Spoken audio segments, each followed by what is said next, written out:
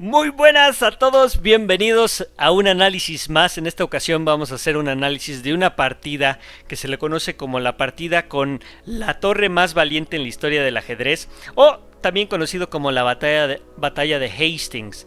Se llevó a cabo en Inglaterra en 1895 entre Wilhelm Steinitz, quien fuera austriaco y fuera el primer campeón mundial de ajedrez oficial. En 1886, unos años después, juega esta partida contra Van der Leeuwen, quien fuera un ajedrecista alemán y también un teórico del ajedrez. Él sacó varios libros y es una partida bastante interesante, no solamente porque 5 años después muere Steinitz con enfermedades bastante fuertes, problemas mentales, incluso él imaginaba que tenía una partida constante contra Dios, y también porque Van der Leeuwen no acepta la derrota y de manera muy irrespetuosa en cierta posición decide pararse, caminar hacia lo lejos en son de haber perdido y de no haberlo aceptado.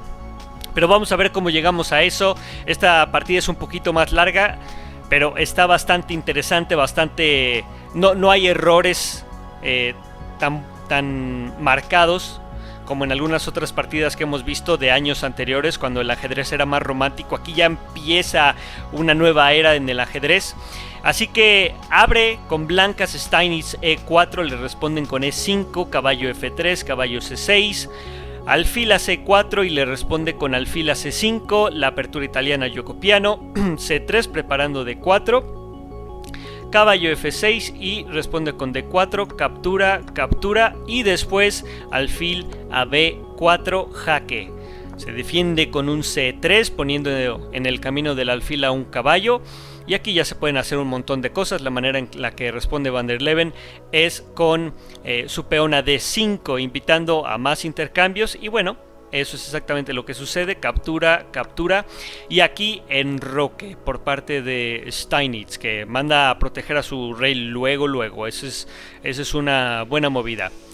Aquí hay diferentes cosas que tú puedes hacer. Puedes entrar con el caballo si así quisieras, pensando que puedes ganar un peón, por ejemplo. Al final te queda el alfil, estás amenazando a la torre. El único detalle es que te mandan a la dama B3, están poniendo presión. Si tú decides ir de todos modos por esa torre, te hacen un jaque, está protegida por la dama, te tienes que mover o tienes que hacer algo. Y en esa movida, por ejemplo, si te mueves a, no sé, F8, te alzan al segundo alfil, que también lo están desarrollando, te hacen otro jaque, te tienes que volver a mover. O tienes que poner alguna pieza en medio, como al caballito, y ya perdiste acá el alfil. Estás en una posición bastante mala, no es nada conveniente estar en esa situación. Así que la otra opción que pudieras a lo mejor es mover al alfil y después entrar con el caballo, pero te hacen un jaque aquí y acabas de perder al caballo en el siguiente turno. Entonces, como esto se veía venir, lo que decide hacer Van der Leeuwen es sacar a su alfil a E6. Es un buen movimiento, es un movimiento decente. Y después le contesta con alfil sacado a G5, poniendo presión a la dama. La dama se tiene que mover si así lo quisiera, pero en este caso lo defiende moviendo el alfil. Y aquí arranca una serie de intercambios muy interesantes. Alfil captura a caballo, alfil por alfil, después caballo por alfil, dama, alfil, caballo, un montón de intercambios. Ya se están reduciendo la cantidad de piezas y para pinear al caballo movemos a E1, eso es lo que hace Steinitz. El caballo no se puede mover y el rey tampoco, porque si se mueve el rey un enroque o algo, pues pierde al caballo, regala una pieza, no lo puede hacer. Entonces lo que lo que se le ocurre hacer a Van der Leeuwen es mover a su peón a F6, pensando en a lo mejor hacer un enroque artificial, después mover a la torre y lograr poner en un lugar seguro a su rey.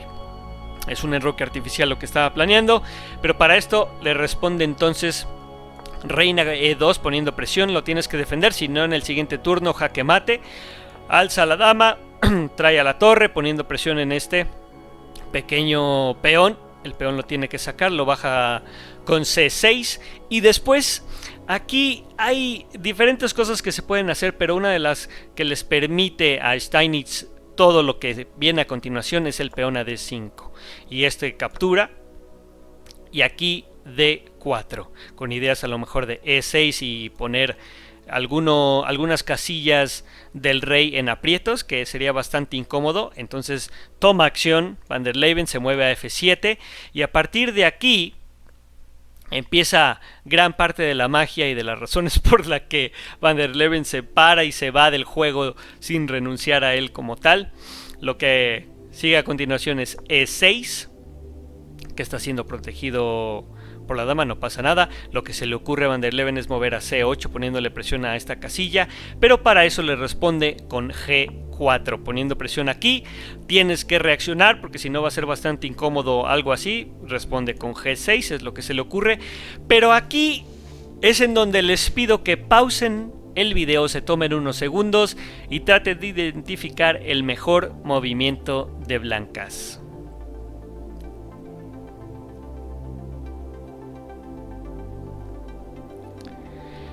Y claro, el mejor movimiento de blancas para aquellos que lo descubrieron, felicidades, acaban de crear otro tipo de juego inmortal.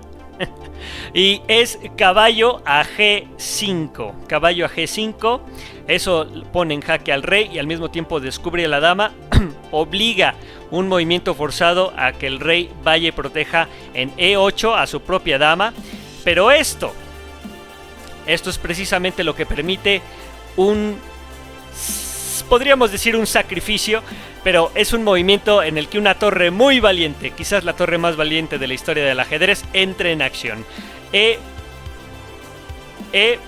Toma al caballo en E7 esta torre, y aquí prácticamente estás perdido, no importa lo que hagas, estás perdido. Pierdes antes o pierdes después.